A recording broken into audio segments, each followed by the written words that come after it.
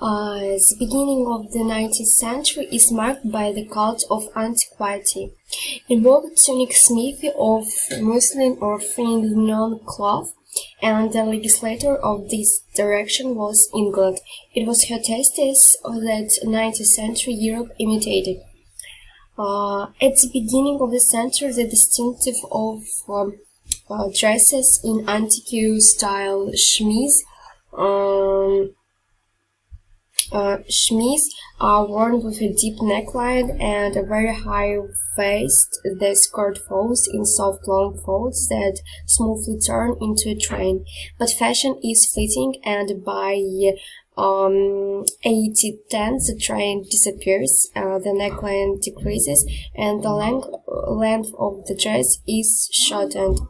However, these slight outfits did not suit the harsh climate of some countries, and in Europe of the 19th century there is an iconic fashion for empire dresses with long sleeves and a reduced neckline. However, fabrics such as silk and velvet were also used and marked.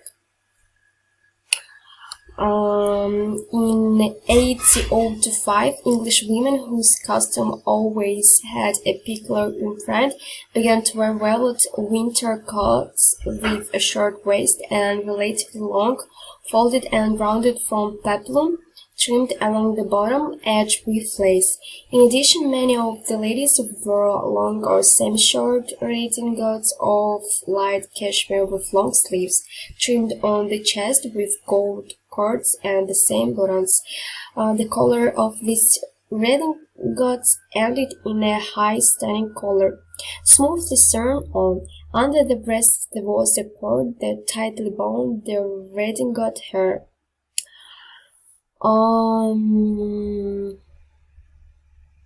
Among English women, we were also very common semi-short, very close-fitting pelerins which were lined or only trimmed with fur and fastened at the gate with a long cord with tassels. On the neck of an English woman they put on a bow made of fur, swan's down or feathers, which was common in 30s. It should be noted that the bow at that time was worn mainly in bad weather and exclusively for going out. And as you see, there are a lot of styles of dresses which bear no resemblance to something. Each of them so different and so iconic, which didn't fit in with popular fashion in our days. Walking dresses had different names: promenade dress, walking dress, and carriage dress. The dresses were different, and the difference was that the promenade dress was worn for walking in public places, parks, fashionable resorts. This dress was more graceful compared to the walking dress. Carriage dress were suits for traveling in an open carriage. Until 1810, dresses were sewn with a smooth bodice with a high waist and a narrow back. Evening and ball gowns were low cut. More close dresses or with necklines filled with a chemisette were casual. After 1811, classicism in fashion gradually began to mix with other styles. Even in conservative England, fashion trends appeared quickly enough. Frills, different types of trimmings, Elizabethan colors or Gothic teeth began to appear on dresses more and more often. The sleeve has become more complex. Puffs have appeared on it, sometimes located along the entire length from shoulder to wrist or only at the shoulder. Since 1802, a slight lowering of the waist began, but only by 1825 did it reach a more natural position.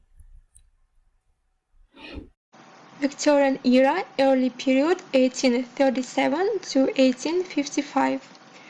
At the beginning of Queen Victoria's reign, aesthetics of Romanticism reigned in fashion.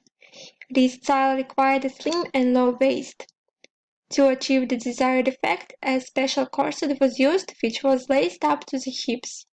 Gradually, the huge sleeves become less massive and shorten.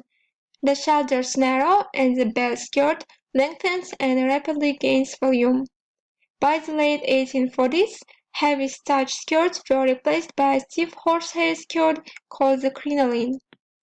In the same period, narrow bodies with a V-shaped neckline exposing the shoulders was in fashion. In the 1840s, a conservative and Gothic style was developed compared to the splendor of the 1830s. In the period between 1851 to 1856, silk was especially valued for linens, which then gained new fame and was considered a very good material for home, travel day, and evening dresses.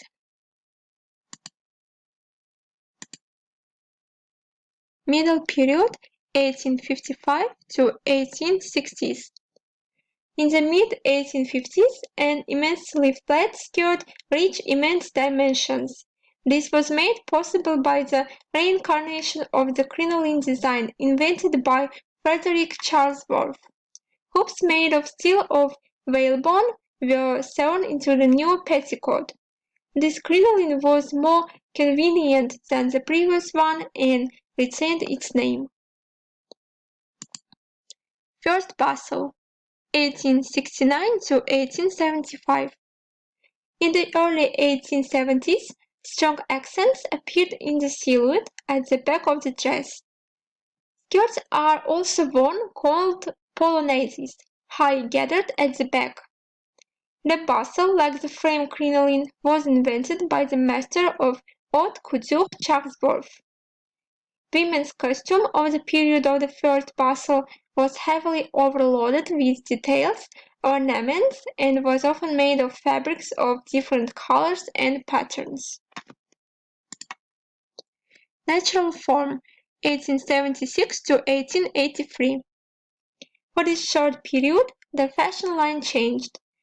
The bodice went down deep to the side, tightly fitting the body and thereby limited movement.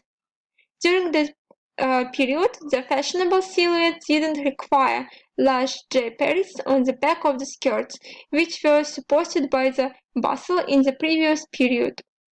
Dresses of the time with an elongated carapace bodice and a rather narrow skirt with a chain widening downward. Also, by the 1880s, the female body was almost completely hidden under clothes.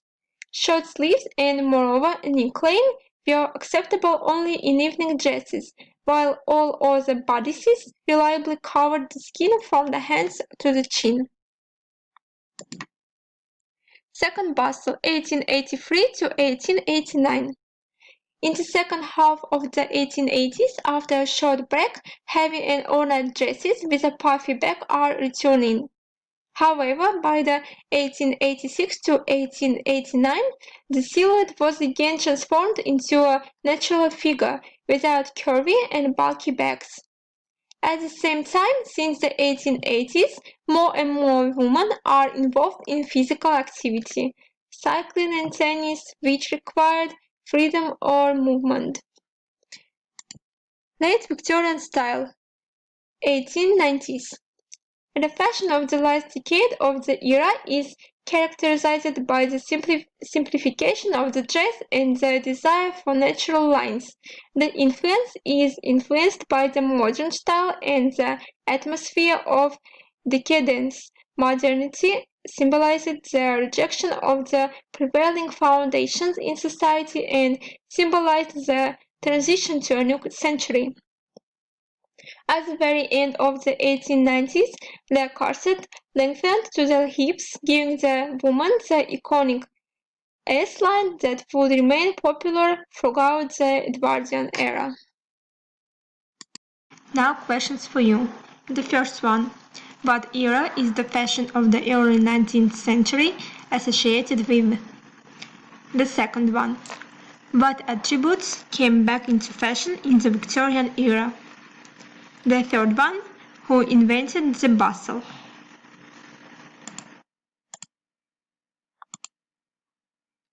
List of references. And thank you for your attention.